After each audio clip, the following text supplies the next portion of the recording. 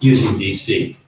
Now, again, I don't have a generator, a flat generator, and a power meter, so that I can't, push it up to 30 megahertz or to 100 megahertz to really see,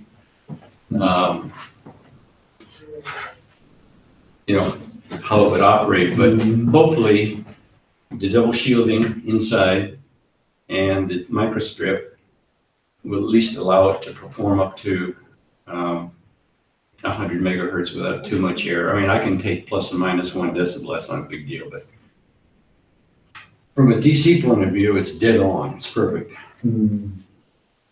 And basically, when you do put the DC, you put 50 ohm load here, so that it's looking at 50 ohms. And then measure. Now, you can see by people on a step attenuator, why they don't go above 70 is about the limit, because you can see when you start getting up here, R1 value, it's less than an ohm in difference, so it's almost impossible. So it's easier to make a separate 20 or 30 decibel pad over here and use the two together.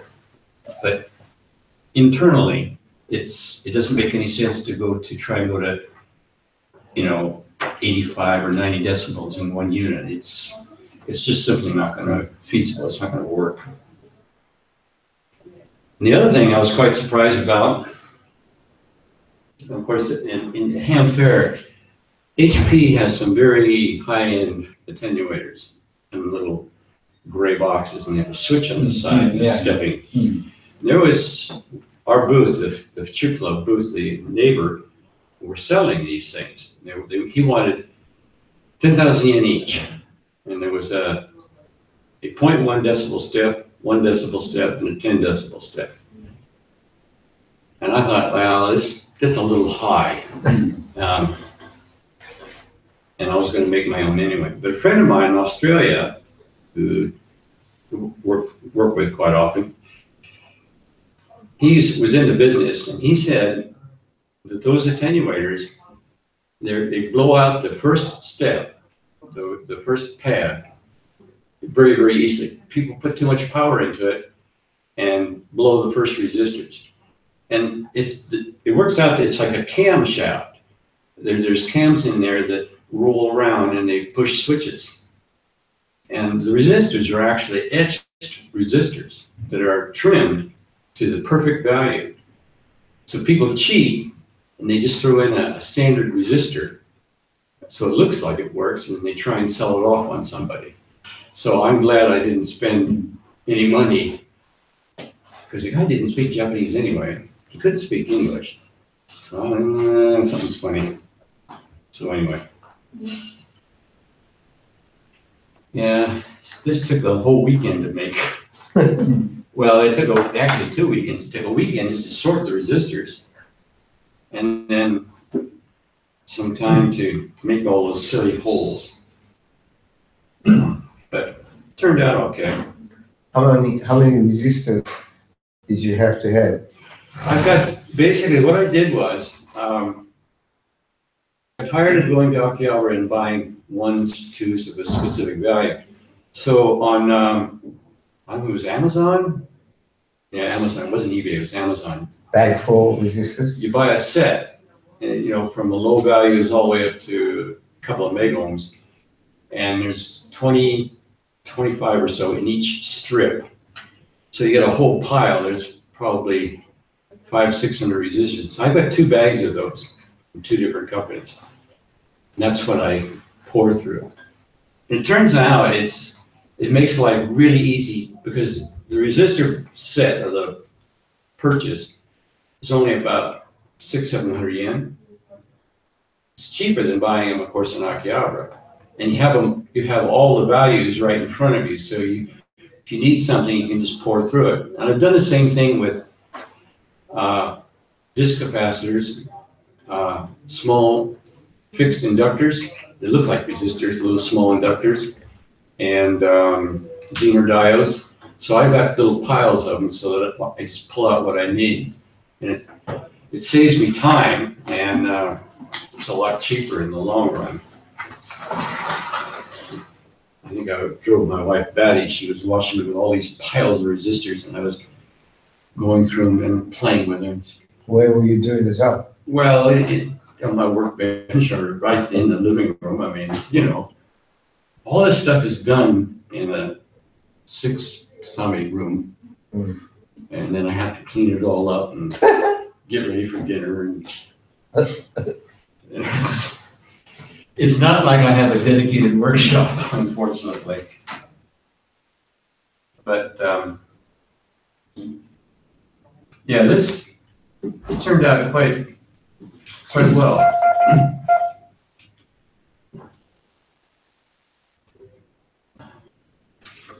I did bring some pictures. Well, everybody more than likely has seen them of the rig. I'm still fighting it.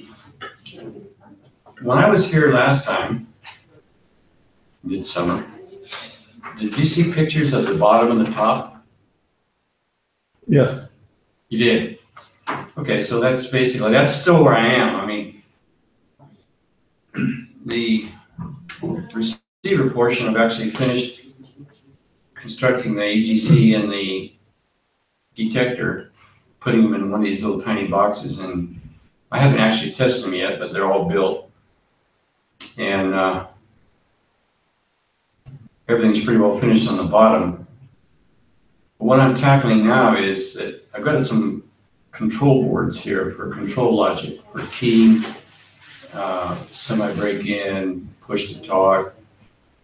You know, there's a lot of stuff that you have to worry about controlling. Of course, modern transceivers, they just program it in a CPU and do it. And I'm having to do mine on a discrete basis.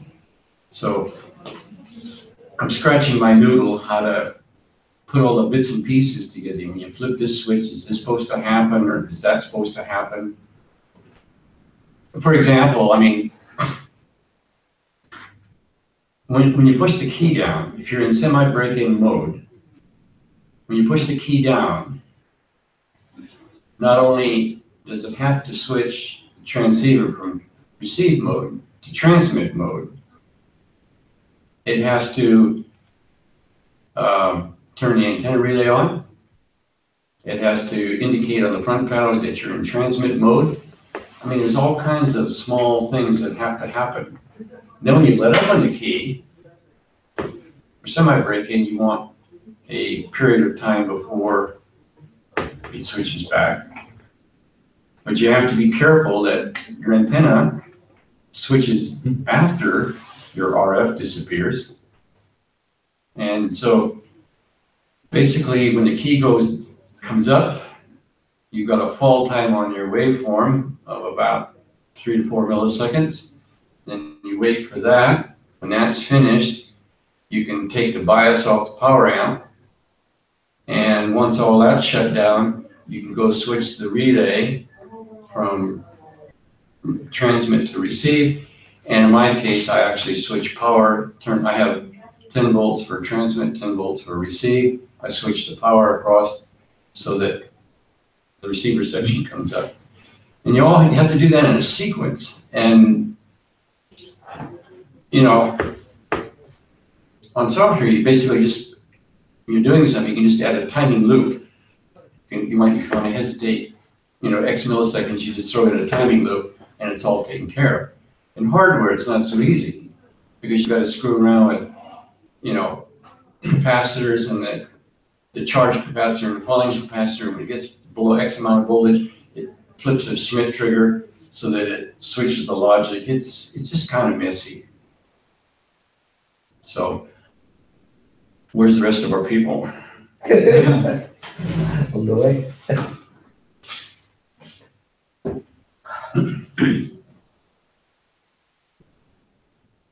I have one topic.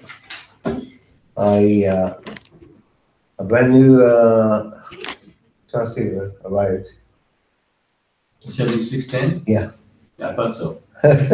No, 7610 has been quite popular and people were waiting for it. Yeah, long waiting. And my serial number was 1010, so must be there. New one. 10. Maybe may have some initial bug.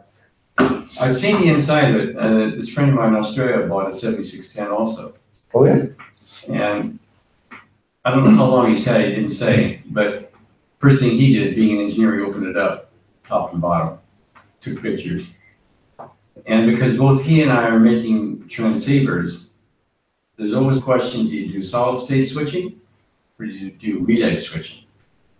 And there was a time a few years ago that all the big makers went to solid state switching, but it brought its own troubles.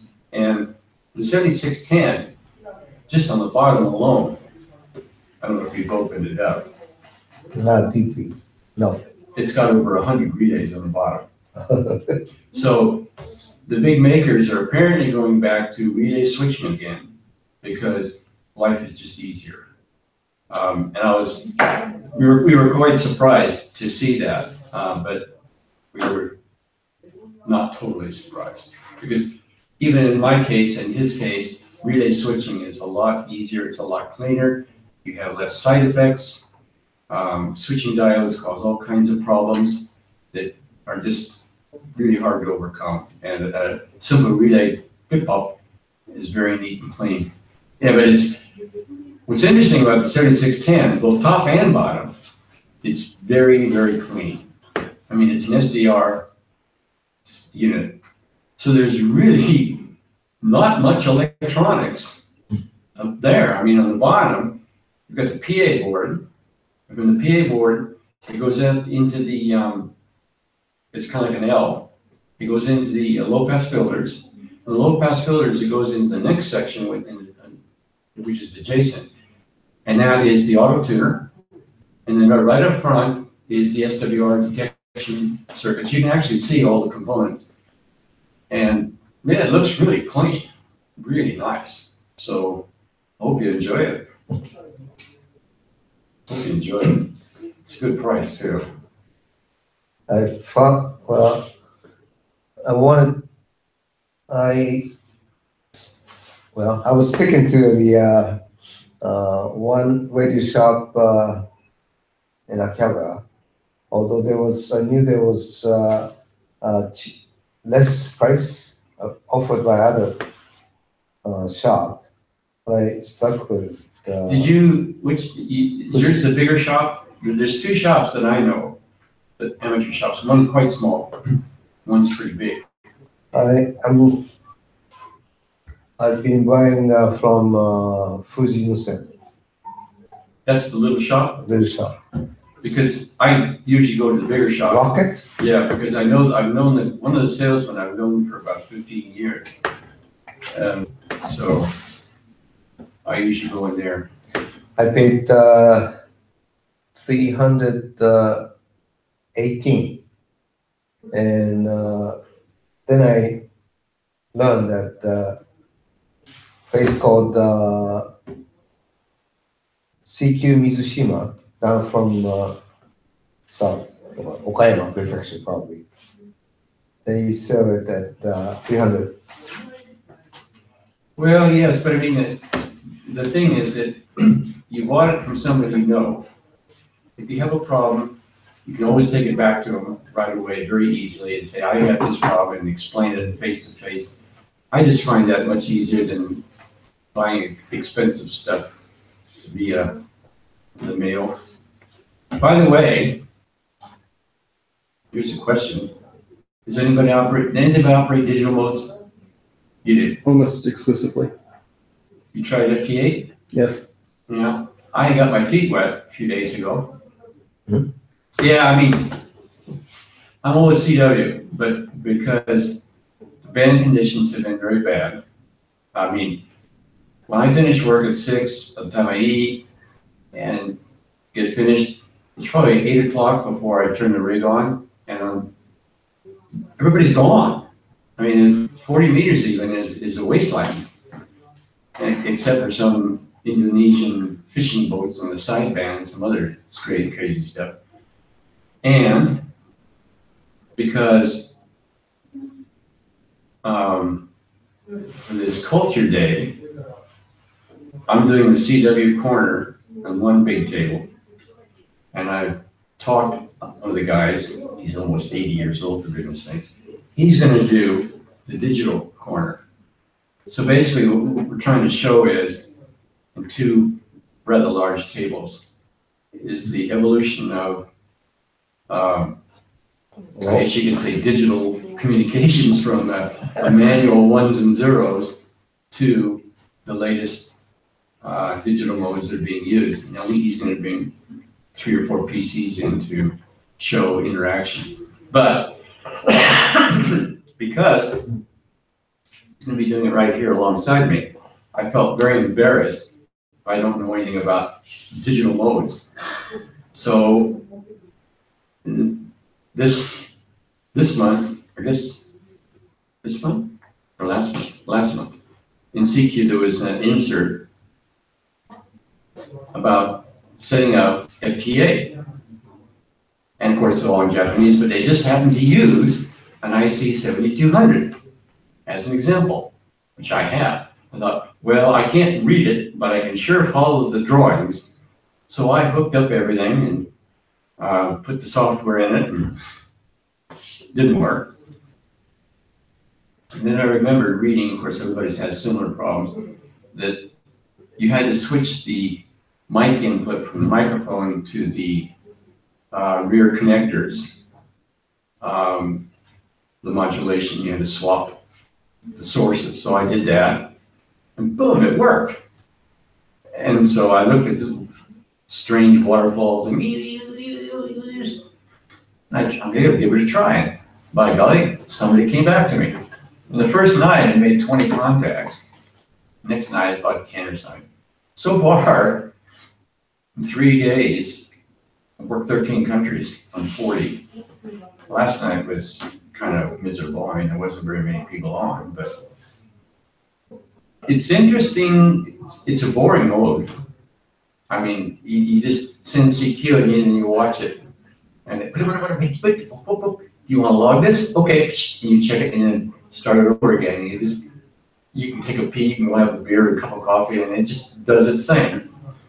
So but I've never used digital before, so it's my first.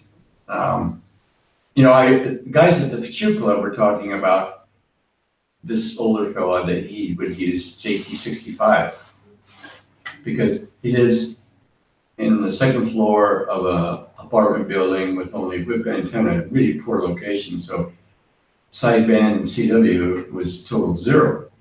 So basically, without any help, he went after it and taught himself. So he's been pretty successful on JT65. But the last meeting, he and one other fellow made a comment, it's so quick. And I didn't know what they're talking about. I mean, what do you mean so quick? So I did some reading. And it turns out that JT65 is quite a slow process. And it could be a 1 Q, so it's 4 minutes. And what? 5. 5 minutes? 6 typically, but 5 in the fast mode. Whereas the FT8, I mean, if it really is going good, you can get through in, about a minute or so. 15 seconds a transaction, or basically there's a preset kind of format for messaging. You don't type anything in. It just kind of sits there and goes. And to me, it's kind of interesting because if I didn't try it, CW would be a 0 for me. Every night would be a 0 because there's nobody on. Weekends on 15 or 17 is a little different, but on normal weekdays, if I make 1 QSO, it's great. Because everybody that's there, I've worked them 20 times already. I mean, there's 2 guys in Russia, 1 lady in Russia, another guy, and a couple of guys here that I work again and again and again. Or W7SW, Scotty in Arizona, I worked about 15 times. So now, how much power do you run? About 5 watts, between 5 or 6. I'm running 100. I heard that the people are putting more power these days. Well, I'll tell you, that question, that's an interesting question because JT65 was traditionally, or had been, low power. But the people, this guy Taylor and whoever else has come up with all these formats, he said, nobody ever said it's low power, it's low noise. In other words, it will detect a signal beneath the noise level. It just so happens that everybody's got these super beams, and if they're operating QRP or SOTA, it's, it's quite ideal. But when I did a lot of blogging today and looking around, people are running anywhere from, 50 to 100 watts. And I'm running 90 watts. But in my case, I'm going out to a civic little whip on the veranda. I don't have it on a beam antenna. And if I turn it down, initially I would have started out at about 15, 20 watts. Nobody answering. It was a big zero. And turning it up, watching the ALC so that they don't splatter. It's interesting. I didn't understand at first that you had to turn the AGC off the receiver. Do you do that? Yeah, I didn't understand what they were talking about. Turn the AGC off and ride the RF gain control. So then you turn the AGC off and back off of the RF gain quite a bit until you get the proper level on the software, so that you're not, overdriving it. And it works great. But yeah, it's pretty quick. It's pretty quick.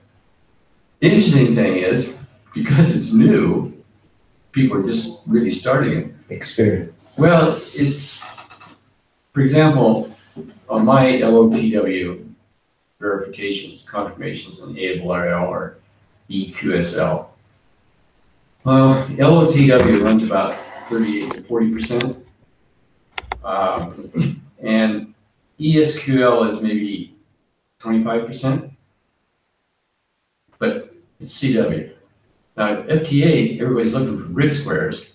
Boy, the QSL rate is super.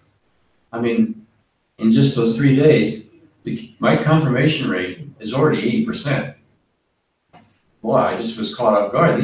These guys had the data up on LOTW before I could even get my log put together to go up there. So they're very, very energetic people. So I think you also had 7300, right? How do you compare? I don't have 7300. Oh, He bought that for someone else. okay. And 7300, I don't have my own station license for 100 watts yet.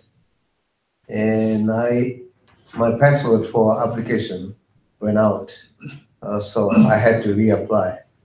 And I just got the password today, and I entered all data, but my application is still incomplete. I gotta call the agency Monday morning and to clear the gap. But what I did is when I got the note from the shop that mine would be available, so I asked them to ship to my friend's place directory, who has all kinds of rigs, including 1700, and he has the stepper antenna as well. So he's in much better condition for to make comparisons. And his evaluation of the 7610 was very good. So I'm happy to just turn it on tomorrow. Well, it's neat because it's dual VFO. Right, but one. One can, but I mean, you can listen to 2 stations, 2 bands simultaneously. That's kind of interesting. 7300, you can go up 10, but 7610, you can spread the frequency in the same band, so it can go up to, you can respond to up 50K or something like that. Well, I don't understand why should the 7300 be set at 10 kilohertz? Because normally, 10K up. yeah, but in my case, like for example, the 7200, it's got an AB VFO, I mean, basically either one or the other. So if I operate split, then I can put the VFO, VFO, wherever I want to. I can go up to a different band if I want to.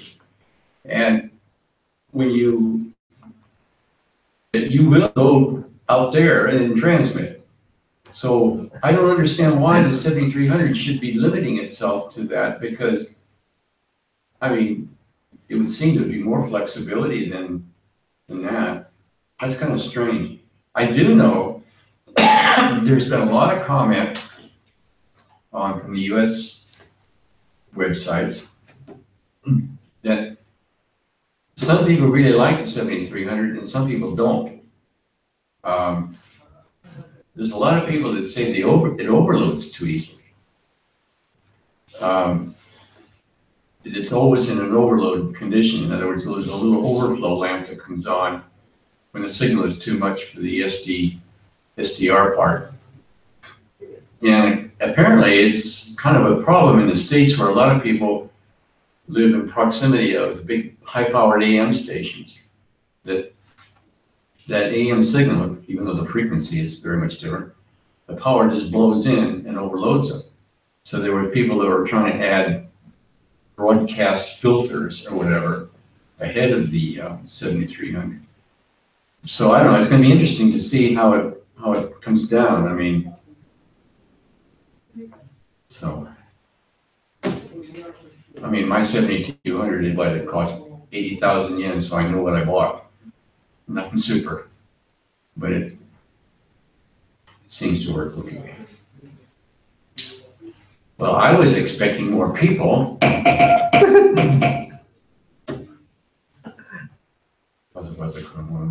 Oh, Kubota-san said hello to me. Oh, J20CC. Oh, so did Sonobe-san.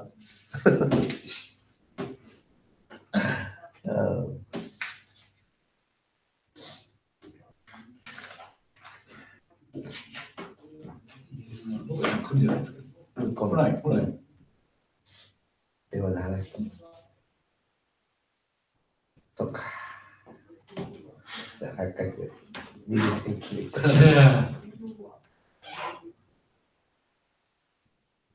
何が言うかな。Oh, one part I know that I like 7610 over my old 897 is that it has a tone control for both transmission and reception.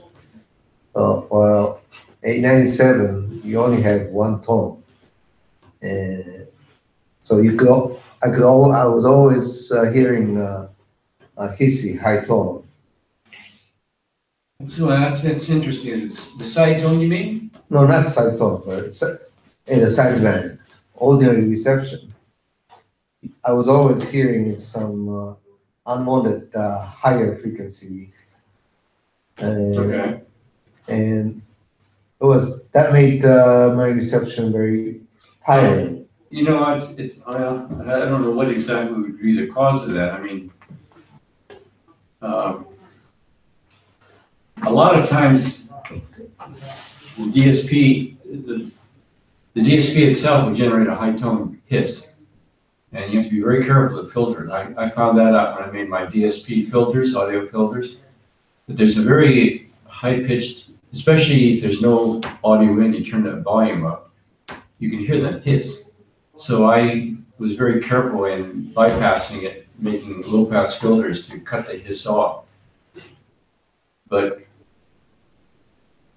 the hiss will drive you crazy. I mean, it's really annoying. CW, it's the same thing. You hear that hissy stuff, that wideband white noise. It really just drives you crazy. So if you can get rid of it, yeah, that's good. And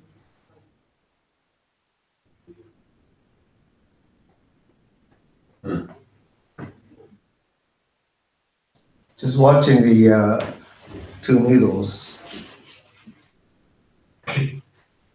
That's fun. I found that the interface is pretty friendly, very friendly.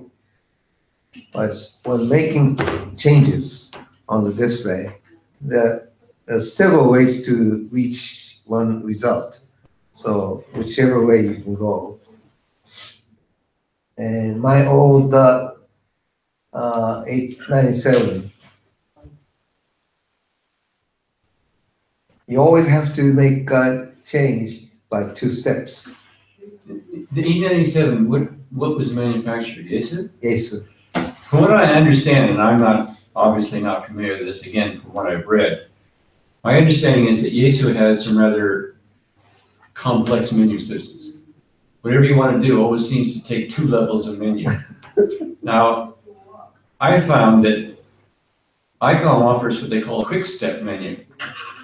I don't know if on the newer machines it's there, but for example, if you're on sideband, push the setup once, and we'll bring up 4 or 5 menu items that you can just quickly turn to that are for example, sideband, like mic gain or box delay or something.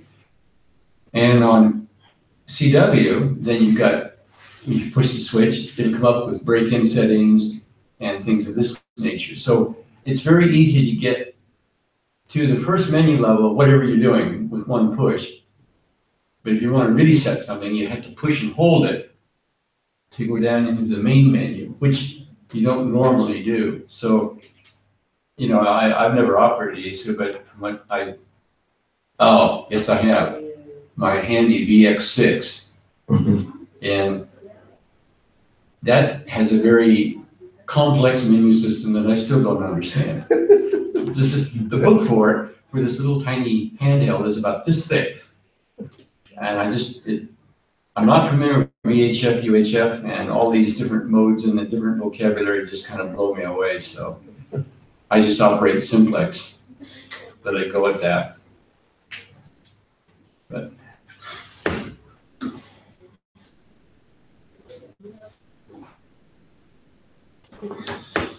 It's under cover. My XYL does not know, but I got the need to.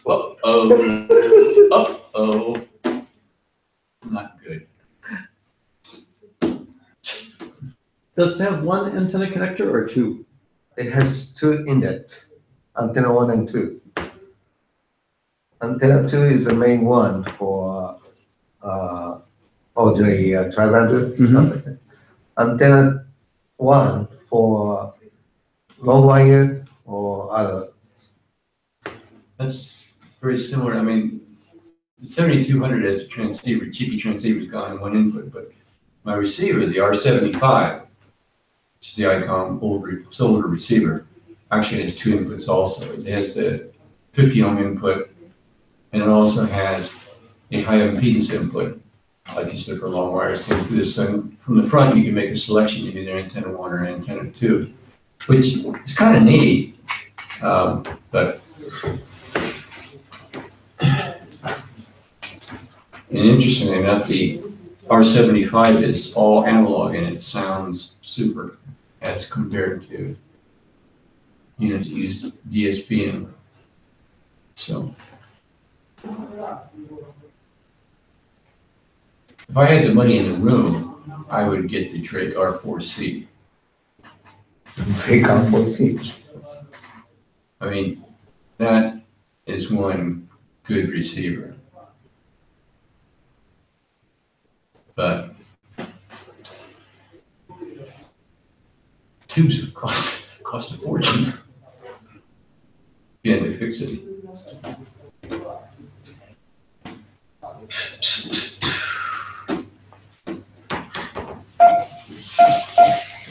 It's interesting, these keys that were given, 2 of them, well, this one included, I took off, their leg, have leg brackets.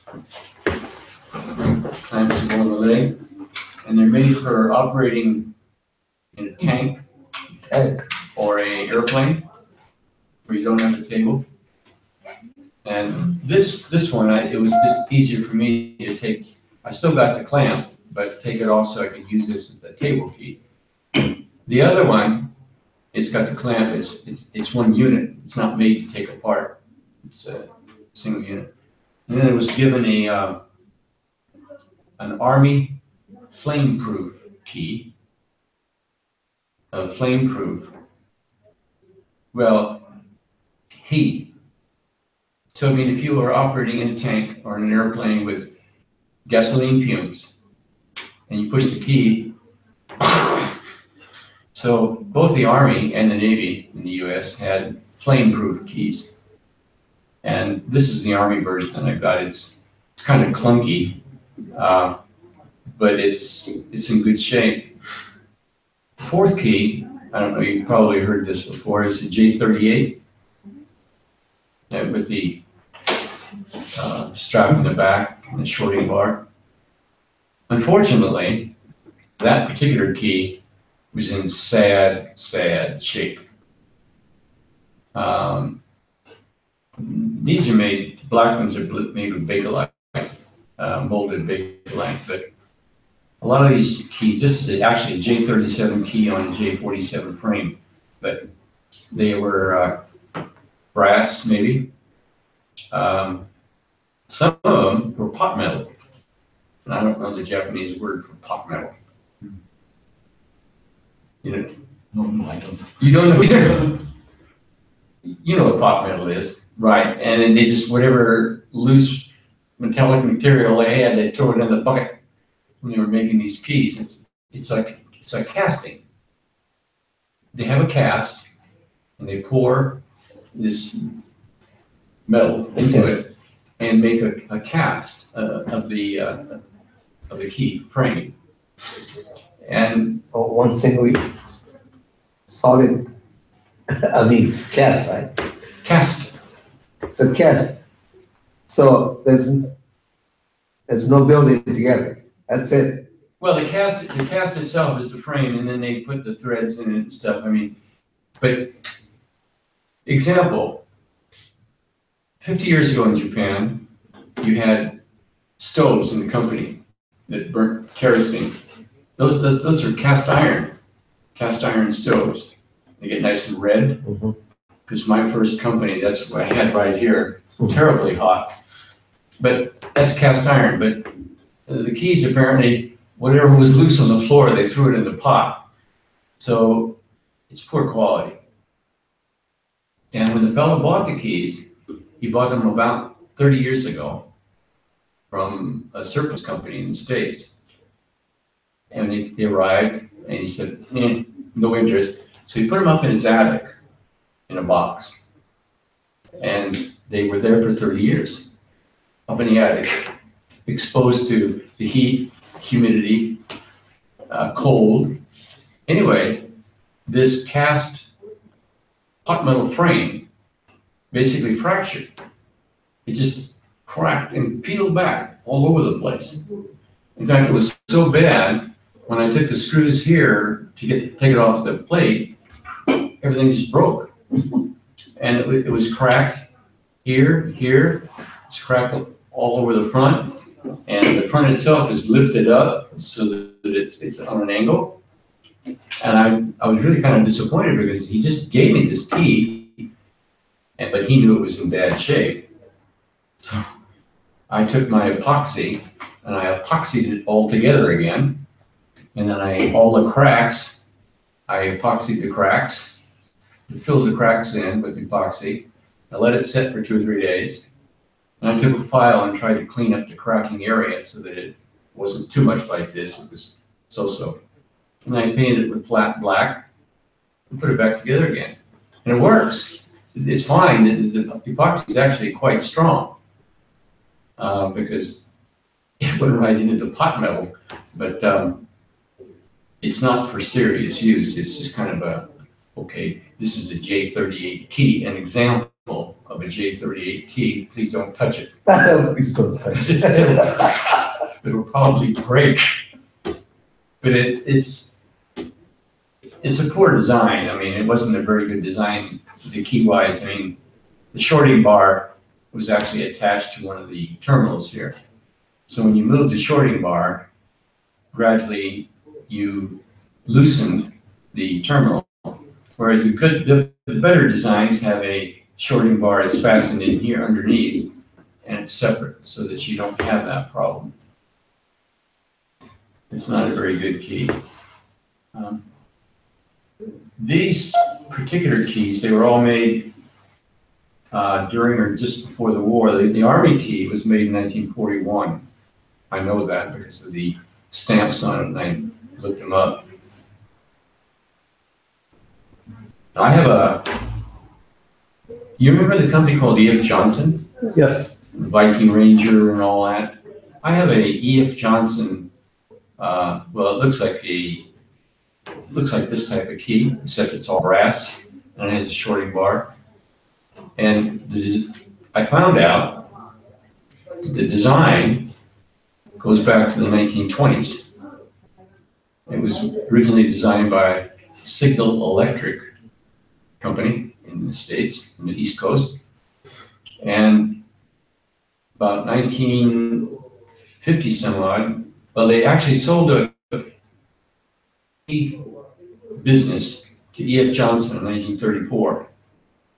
And then Signal Electric as a company was purchased by another company mid-50s, and it went totally into the commercial,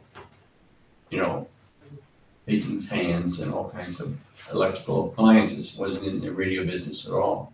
They did make them during the war. And I was curious about that because the Signal Electric has on the cast, on the brass itself, it has the name embossed right on it. And the E.F. Johnson doesn't. It's stamped E.F. Johnson on the back underneath this screw here on the frame.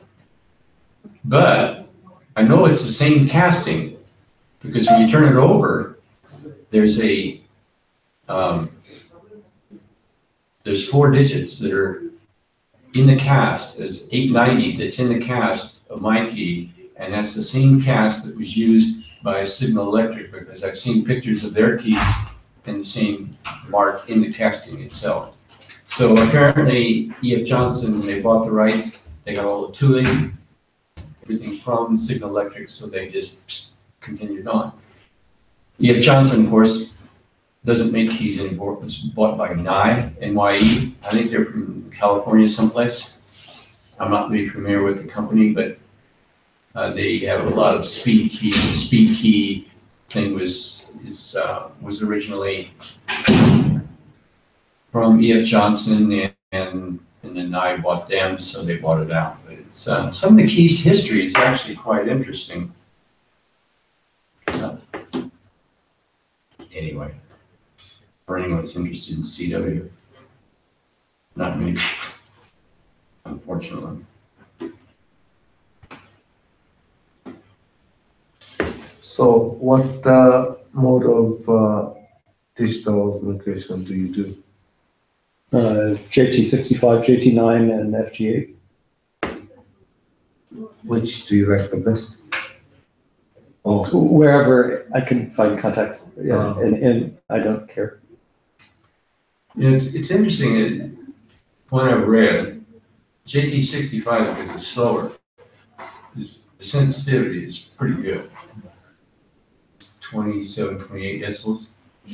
Theoretically, FT8, according to the spec, is minus 20 decibels, but it's narrower and it's faster. But in my log so far, I've got 3 contacts that I was at a minus 20 and also at a minus 24. So I've actually a couple of contacts that exceeded the so-called noise specs. I mean, it's actually better than what the bottom line spec was.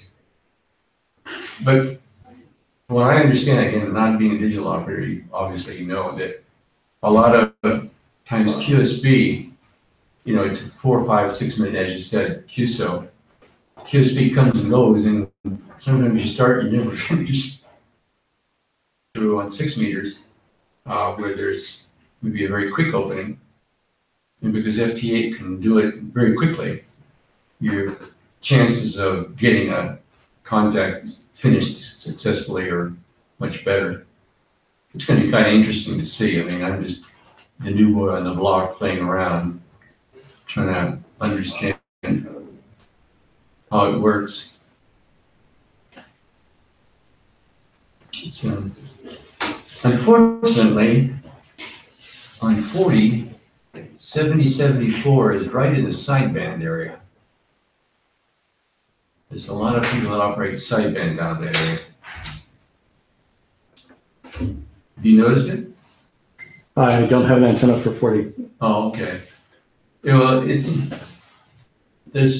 seems like about 70, 50, people start to operate sideband and everything. You get the old guys, you know, in their old long ragged shoes, wahaha, and whatever else. But interestingly enough, when I was on the other night, I could hear the sideband of the receiver, and I thought, well, this guy is going to blow this away.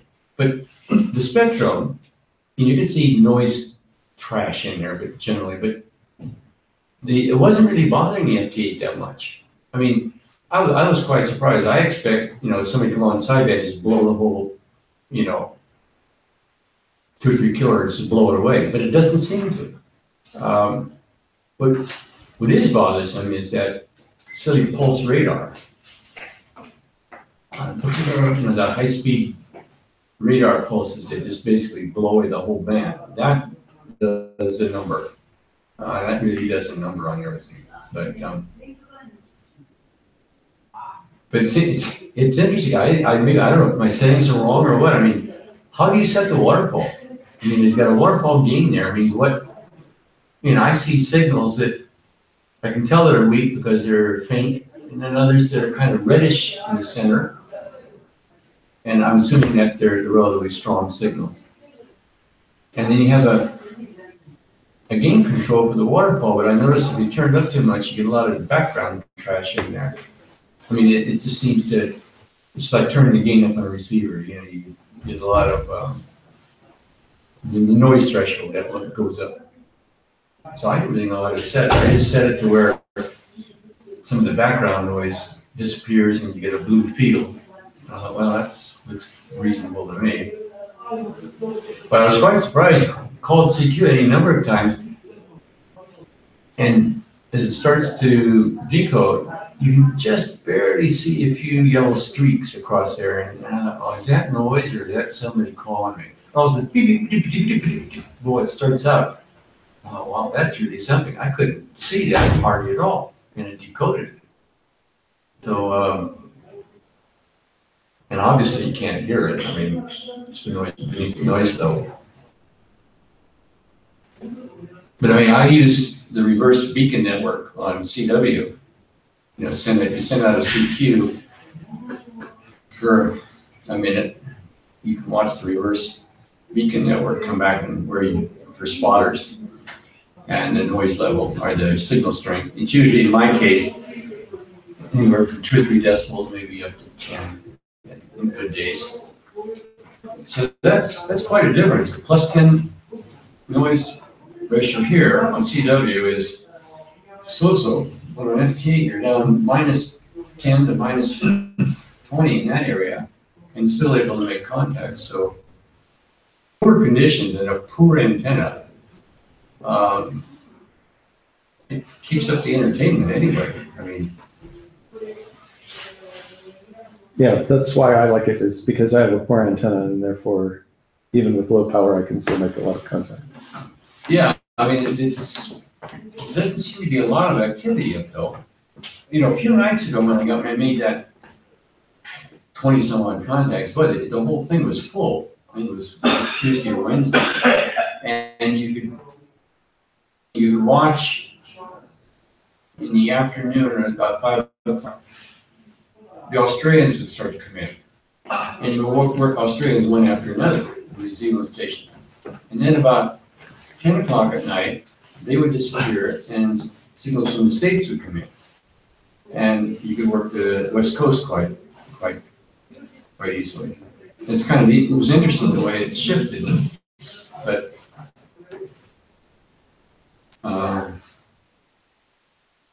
I'm very curious over the weekend to give 17 or 15 meters a try, see how it works. All of my operation is on 15, 12, and 10 Really? Is there anybody on 10? occasionally. I think I've got 3 contacts on 12, or on what, 24 meters, or what did, no, 24 megahertz. And I had to mistune my 17 meter whip to get there. It was during a contest, and undoubtedly I was gonna burn something up, but I actually made 3 contacts. I don't know the band, I don't remember the band plan of about 10 meters. 28, 0 something? Yes. 0.6 something. I don't have an antenna for 10. I'd have to mistune something to get there, but maybe with the FTA, maybe I could take advantage of the fact that, the efficiency is down on the tubes. It's got to be terrible. You try loop antenna? I was thinking about that before I had passed my license, and then I was starting to think about what am I going to do for an antenna. And the loop antenna looked attractive, but it's basically low power. Second thing, my wife put up a big no-no, because if the loop antenna is on the veranda, she can't hang her washing it. So that settled that in a real hurry. So she even wasn't too happy about putting the whip, the whip on there. She said, that looks bad from the street. That looks bad. I said, that's too bad. I had the equipment, I had the license, I needed an antenna. So, and the only other option is to go to the landlord and ask if I can put a vertical on the roof. And then she agreed, oh, you can put it on that veranda. Because putting an antenna on the roof would involve extra insurance and a lot of other issues with the landlord. And the ability to go up and take it down in a thunderstorm or typhoon. And the landlord wasn't going to give anybody access to the roof. So there was just too much to worry about it. So the veranda it was. So.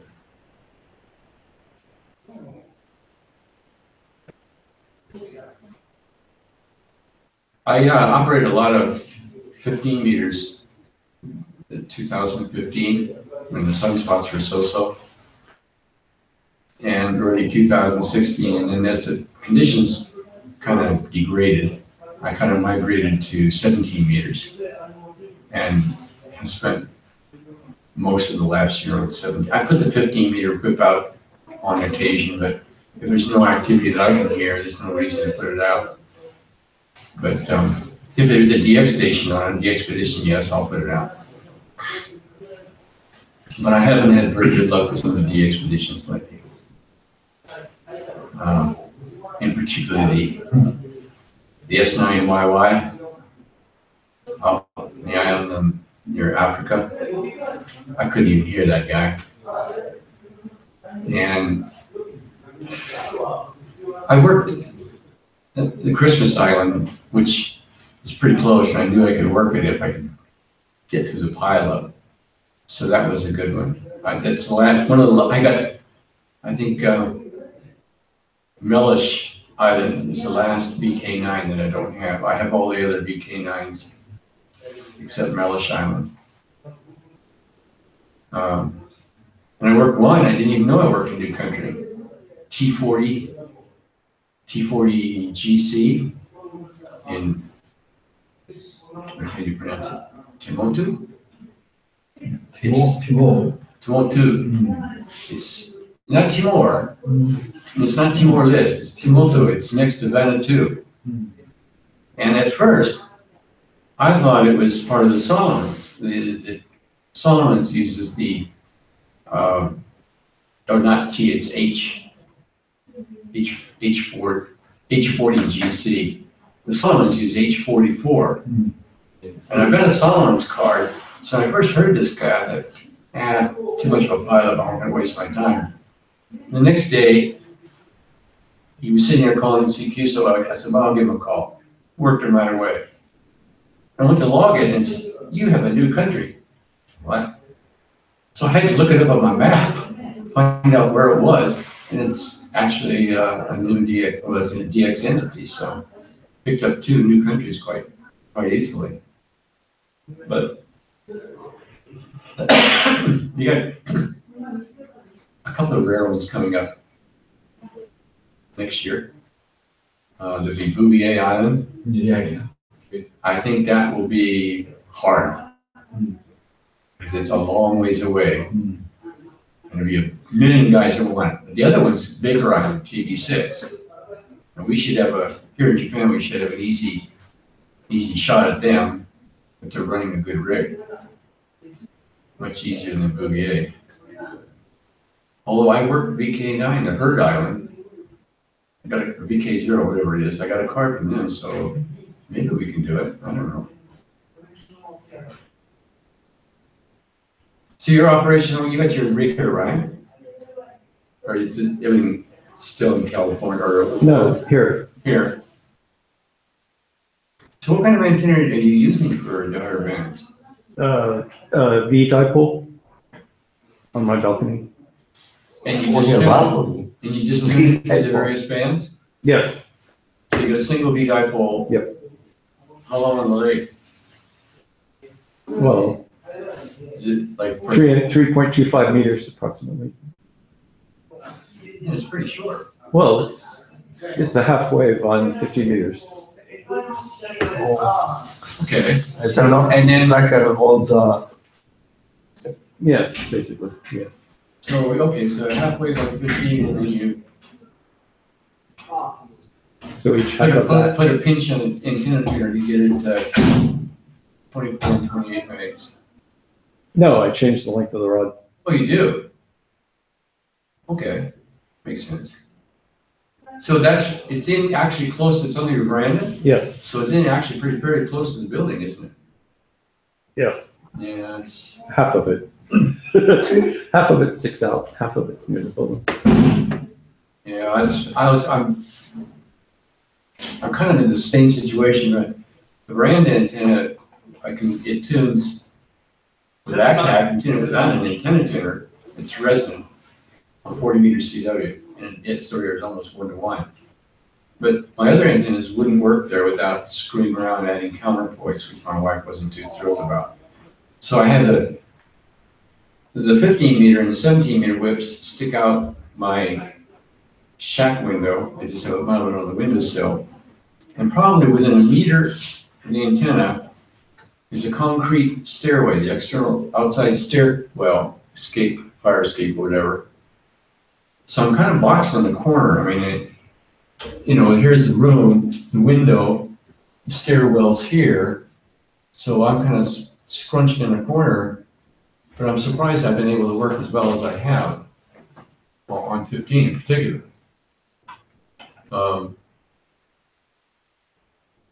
It's open into Europe, open into the States, but Southeast Asia, it's a big zero. I mean, I'm gonna go through the building. So I have some trouble working, particularly China, in that area. We'll see. I think there's also going to be a couple of expeditions there's going to be one to Papua New Guinea, which is good. Propagation is good from Japan. There's no problem talking to Papua New Guinea, except the guy there won't QSL. P29LL will not QSL. And he doesn't want to belong to the LOTW. In fact, he won't even talk to you. He won't even log you if it's the second time on the same band. And if you go to his website, his QRZ website, he said, I've got too many duplicates. I will not log you if it's the second time on the same band. Thank you. Finished. Okay, regardless the mode, Huh? regardless the mode, No, I don't think the mode's not a problem, but I mean, the fact is that he's on quite frequently, and it's a good signal. I mean, he's quite strong. So, if there's nothing else on, you just give him a shout and say, hi. But he said, work before, and nothing. So, he's kind of and he's the only station down that I've heard. also, you can work him only if it's the first time. First time. But that's okay, but I mean, the fact is that he doesn't QSL. There's no confirmation, so I've worked Papua New Guinea on 40, 15, and 17 with CW. I worked him, but no confirmation from P29. Even if you send a envelope, Well, he's got envelope? a QSL manager that's, I don't know where he is. And I looked up on the QSL manager site. Normally these guys handle 30, 40 different DX stations, and P29LL wasn't listed. So I thought, I don't know, it's a pain in the rear to do all this. So I said, the heck with it. The other mini expedition is going to be Brunei, V85. The reason that's good is because those guys don't QSL either. The V85, I can't remember what to call it, it's NS or something, but I mean, there's about 3 or 4 different operators there in Brunei, easy to work, and they will QSL via QRZ.com, but that's not valid for any certificates or anything. And about a year ago, they were having some anniversary operation there with a special call sign in V85. And I thought, well, surely these guys will QSL because it's an anniversary station. It's a special call sign. Nothing. So. Not even one-way QSL. No, it's been 0. So, which is disappointing because they're relatively close. They're easy to work, but you can't get them confirmed. So. The other guy, of course, what is his name? What is his call sign? KC0W. So it comes out like cow. KC0W. And his trademark is a Cow. Guernsey cow with a black and white cow. But last year he operated on a number of islands all over the Pacific, and he actually had I guess it was about almost a year operation scheduled, going from there into Indonesia and below. But Island to island?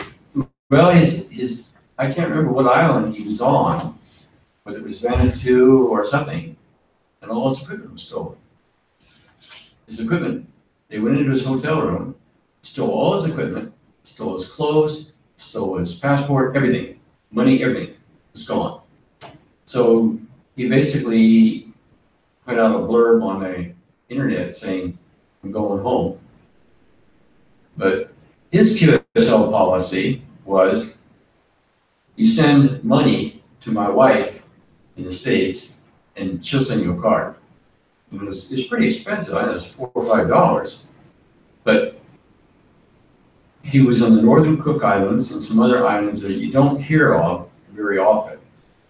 I thought, well, this is a good chance. And I worked him, but no card, no confirmation. So Just send that $5? no way.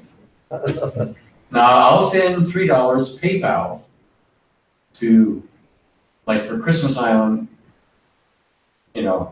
I'm sure there's gonna be more people there at some point in time, but I don't have them, so I sent $3 to them. Moto Island, the H40, I haven't heard too much activity there, so I sent them $3, and I will get a confirmation QSL card plus early entries on the LOTW. But most of them, I kind of do a check. If it's an island that lots of people go to, I'm not going to send any money. But if it's something that's quite rare and for the next 3 or 4 or 5 years. The opportunity to work somebody else there is probably limited, then I'll send the money. But I'm not sending $5 to some wife in the States to send me a card. She was acting as the QSL manager. But anyway, he's back out here again operating. I saw his call come up. Was he making business? Or No, I think he was just using the extra money to help, support the expedition. I mean, granted, he did go to some islands that you don't hear of very often. He's a good operator, very fast, and he would be on 2 or 3 hours at a stretch. I mean, it wasn't a holiday, the expedition. He was, working stations. And yes, obviously there were times he'd do a CQ North America only. It was always when we were the strongest. I mean, but Japanese station, but like a pile of rocks. But he was a good operator, and I'm sure that some of it was, didn't have a sponsor. Many of these expeditions have sponsors, either club sponsors, manufacturer sponsors, plus individual donations. So he was just kind of doing it on his own, so I'm sure there was help, with the cost to some respect, I guess. But it was a little too steep. So, but I guess I will continue to give FT8 a try for a while and see how it sorts out.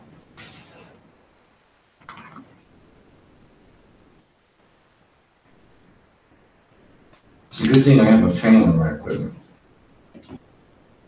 But did a 15 seconds full power, key down, the duty cycle was pretty healthy. It's much heavier than CW. But remember when we had the 8J1J AUS, the special call sign? When I first operated, you're actually running, doing the CQ and waiting for them to come to you. So the on time was quite high. In other words, you're either CQ or you're talking to somebody. I noticed the back of the rig was getting quite hot. So I put a 10 centimeter fan back there. extra fan? An extra fan just on an angle that would blow onto the heatsink. And then the DC has 2 positions. It has 6, it's 12 volt fan, but I set it up so that one low power is 6 volts and high power is 10 volts. So it's not noisy. When you set it at 6 volts, you just get a gentle breeze that blows across the heatsink, and it made a big difference.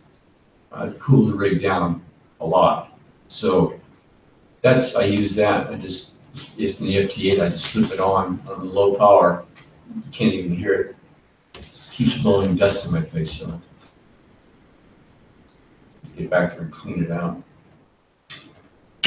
Well, I guess nobody's interested in CW tonight. Too bad.